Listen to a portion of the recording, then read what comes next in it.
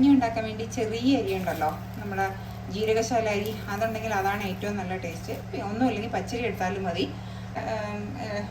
പായസമൊക്കെ വയ്ക്കുന്ന അരി ഉണ്ടല്ലോ, അതെടുത്താലും മതി.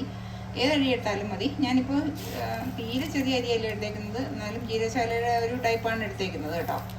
ഇതിലേക്ക് ഒരു 1/2 ടീസ്പൂൺ ഉലുവ കേട്ടോ. പിന്നെ എടുക്കുന്നത് ആശാളി അതേപോലെ തന്നെ ഒരു ഉലുവ എടുത്തതിൻ്റെ അത്ര തന്നെ ആശാളി എടുത്താൽ മതി. എന്നിട്ട് ഇതെല്ലാം കൂടി ഒന്ന് നന്നായിട്ട് കഴുകി എടുത്തിട്ട് വരിക. ഞാൻ നന്നായിട്ട് കഴുകി എടുത്തുകൊണ്ട് വന്നിട്ടുണ്ട്. ഇതിലേക്ക് ആവശ്യത്തിനുള്ള ഉപ്പ് ഇട്ട് കൊടുക്കാം.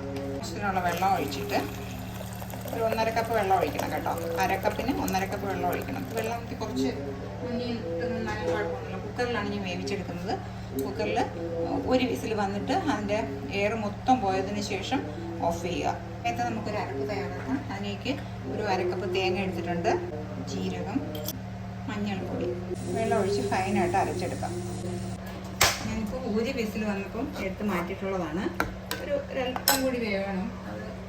അത് 2 വിസിലായി പോയാൽ കുഴഞ്ഞ് ഒന്ന് മറിഞ്ഞു പോകും. അതുകൊണ്ടാണ് ഞാൻ ഇങ്ങനെ ഇറക്കിയത്. കുറച്ചും കൂടി വേണം. അതാ ഇത് മതി. നമ്മൾ ഈ അരച്ച് വെച്ചിരിക്കുന്ന അരപ്പുണ്ടല്ലോ, അരപ്പ് അതേപടി ഒന്ന് വെച്ച് കൊടുക്കാം. ഒന്ന് പത വന്നാൽ മതി കേട്ടോ. ഒന്ന് ചൂടായി ഒന്ന് വന്നാൽ മതി. ഒന്ന് നമ്മുടെ സ്പൂൺ കൊണ്ടൊന്ന് ഇളക്കി എടുത്ത് കൊടുത്താൽ മതി. ഒന്ന് തിളച്ച് മറിയണ്ട. ഇനി ഇതിന് ഉപ്പുണ്ടോയെന്നൊന്നും നോക്കി കൊടുത്തോളുക. ഉപ്പൊക്കെ ഉണ്ട്. ദഹനത്തിനും വയറ്റിൻ്റെ അസിഡിറ്റി പോകാനും ഗ്യാസ് ട്രബിളിനും ഒക്കെ ഉള്ളതിനൊക്കെ നല്ല ഒരു ഔഷധമാണ് ഈ ആശാളിയൊക്കെ ഉപയോഗിക്കുമ്പോഴത്തേക്ക് കേട്ടോ. അപ്പോൾ അതുകൊണ്ട് ഇനി ഇതൊന്ന് താളിച്ചൊഴിക്കണം. താളിച്ചൊഴിക്കുന്നത് ഒരു പ്രത്യേക രീതിയിലാണ്. ഞാൻ കാണിച്ചു തരാം എങ്ങനെയാണ്. പാൻ അടുപ്പത്ത് വെച്ചിട്ടുണ്ട്. താളിച്ചൊഴിച്ചില്ലെങ്കിലും കുഴപ്പമൊന്നുമില്ല. എന്നാലും താളിച്ചൊഴിക്കുമ്പോൾ ഒരു പ്രത്യേക ടേസ്റ്റ്. കുട്ടികൾക്കൊക്കെ കൊടുക്കുമ്പോൾ താളിച്ചൊഴിച്ച് കൊടുത്തു കഴിഞ്ഞാൽ നെയ്യിലാണ് താളിച്ചൊഴിക്കുന്നത് കേട്ടോ.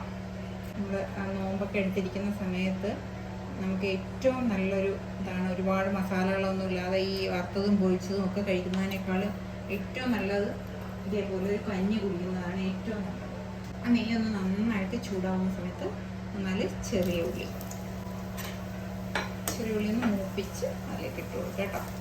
അപ്പം എന്താ നെയ്യിൽ നന്നായിട്ട് ഞാനത് മൂപ്പിച്ച് വെച്ചിട്ടുണ്ട്. ഇനി നമുക്ക് ഈ താളിച്ചത് അതിലോട്ടൊന്ന് ഒഴിച്ചു കൊടുക്കാം. എന്നിട്ട് ഇറക്കി ചേർത്തിട്ട് കുട്ടികൾക്കായാലും മുതിർന്നവർക്കായാലും ഒരുപോലെ ഇഷ്ടമാവും കേട്ടോ. നല്ല ടേസ്റ്റാണ്. നമുക്ക് ഇനിയൊന്ന് സെർവ് ചെയ്യാം.